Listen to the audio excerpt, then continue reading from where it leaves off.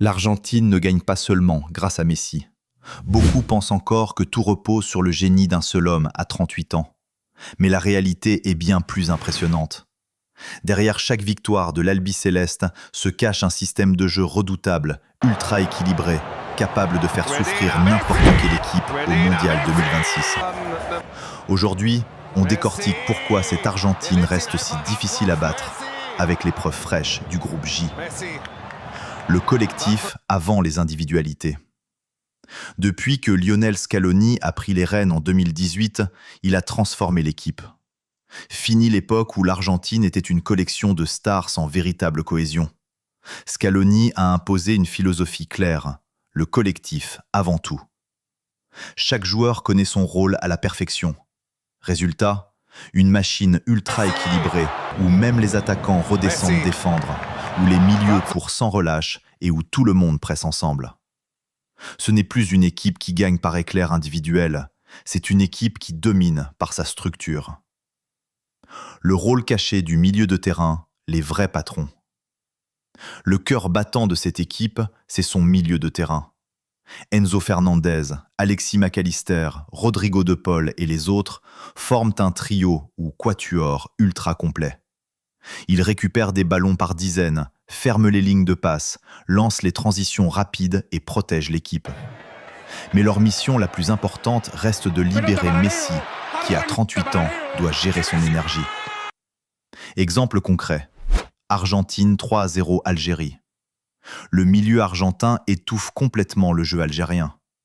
Pendant que De Paul, McAllister et Fernandez multiplient les courses et les récupérations, Messi peut se positionner plus haut et frapper. Résultat, un triplé historique de la Pulga et une maîtrise totale du match. Le secret, Messi est libre. Scaloni ne met pas Messi dans une cage tactique. Il lui donne une liberté quasi totale. Décrocher au milieu, venir entre les lignes, se déplacer sur les côtés. Les défenseurs adverses deviennent fous. Ils ne savent jamais où il va surgir.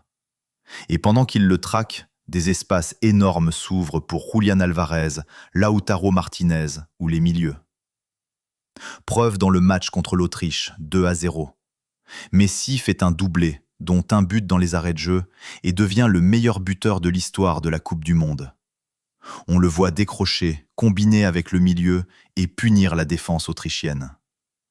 Sa liberté tactique transforme son génie individuel en arme collective.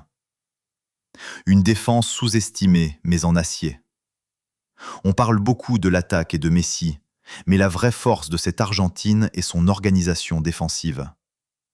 Dès la perte de balle, pressing immédiat à plusieurs joueurs pour récupérer haut. Si le pressing échoue, repli ultra rapide dans un bloc compact très difficile à pénétrer. Dans les deux matchs du groupe, 3-0 Algérie et 2-0 Autriche, l'Argentine n'a concédé presque aucune occasion dangereuse. Le bloc reste solide, Emiliano Martinez inspire la confiance et les défenseurs appliquent le plan à la lettre. Une équipe qui s'adapte à tout.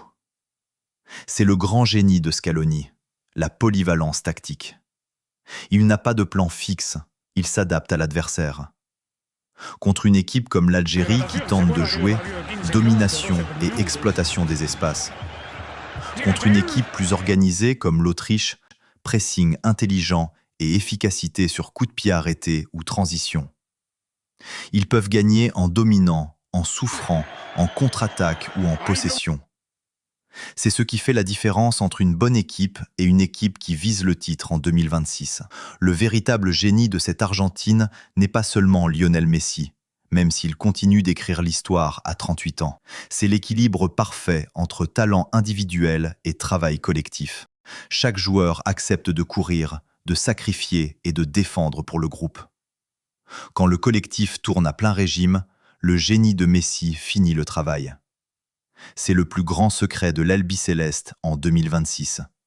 Une équipe où personne n'est plus important que le groupe, même quand le meilleur joueur de l'histoire porte le maillot. Et selon vous, quelle est la plus grande force de cette Argentine en 2026 ? Son collectif ultra solide, son mental de champion ou le génie éternel de Messi ? Dites-le moi en commentaire Je lis absolument tout. Si cette analyse vous a plu, likez, partagez et abonnez-vous pour plus de décryptage tactique avant les huitièmes de finale.